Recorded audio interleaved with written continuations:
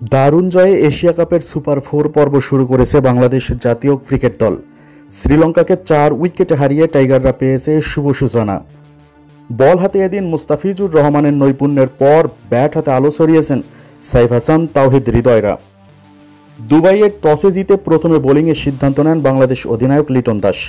শেখ মেহেদী হাসান এবং শরীফুল ইসলামকে একাদশে নিতে বাদ দেওয়া হয় কাজী নুরুল হাসান সোহান এবং রিশাদ হোসেনকে। লঙ্কান দুই ওপেনার পাথুম নিশাঙ্গা এবং কুশল ম্যান্ডিস দলকে এনে দেন উড়ন্ত সূচনা। তখন কেউ কল্পনাও করেননি 200 রানের নিচে থামবে লঙ্কানদের ইনিংস। পঞ্চম ওভারের শেষ বলে দলীয় 44 রানের নিশাঙ্গা বিদায় নিলে ভাঙে উদ্বোধনী জুটি। তার আগে 15 বলে 22 রান করেন নিশাঙ্গা, 3টি চারের সাথে হাঁকান একটি ছক্কা। আরেক ওপেনার কুশল ম্যান্ডিস ছিলেন আরও বিধ্বংসী। আফগানিস্তানের বিপক্ষে দারুণ ব্যাট চালিয়ে বাংলাদেশকে সুপার 4-এ তুলতে সহায়তা করা এই ব্যাটসম্যান এবার একটি 4 এবং 3টি ছক্কায় 25 বলে 34 রান করেন। শেখ মেহেদী হাসানের শিকার হয়ে দলীয় 58 রানে তিনি বিদায় নিলে খেই হারায় লঙ্কানরা। এরপর একে একে উইকেট হারাতে থাকলে চাপে পড়ে যায় দলটি। তবে সেই চাপ দূর করার দায়িত্ব কাঁধে তুলে নেন ধাসুন সানাকা। কামিল মিশারা 11 বলে 5 এবং কুশল প্যারেরা 16 বলে 16 রান করে বিদায় নিলে সানাকার সঙ্গী হিসাবে পান অধিনায়ক চারিত আশালাঙ্কাকে। সানাকার কল্যাণে নাসুম আহমেদের করা 15তম ওভার এবং তাসকিন আহমেদের করা 16তম ওভারে আশালাঙ্কার কল্যাণে ম্যাচে ফেরে শ্রীলঙ্কা।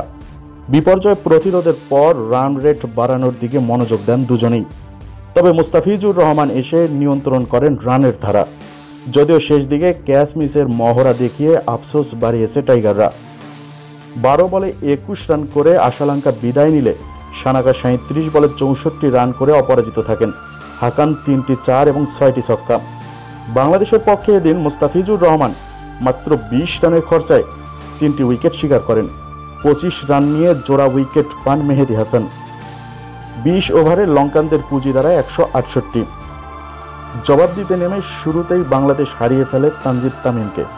তবে সাইফ হাসান আস্থার প্রতিদান দিয়ে চড়াও হয়ে খেলতে থাকেন শুরু থেকেই। এক পর্যায়ে তার সাথে যোগ দেন অধিনায়ক লিটন দাস। শ্রীলঙ্কার বোলারদের দুজনেই খেলছিলেন বেশ সাবলীলভাবে। নানাবাড়ি বা মায়ের দেশ শ্রীলঙ্কার বিপক্ষে 45 বলে 61 রান করে ক্ষান্ত হন সাইফ, হাকান 2টি 4 এবং দ্বিগুণ ছক্কা। এরপর চড়াও হন তাওহিদ হৃদয়। ফর্মে ফিরে নিন্দুকদের জবাব দেওয়ার দিনে বাংলাদেশকে জয়ের পথ দেখান হেসে খেলেই। 36 বলে সাইফের অর্ধশতক হয়, হৃদয় অর্ধশতক হাঁকান 31 বলে।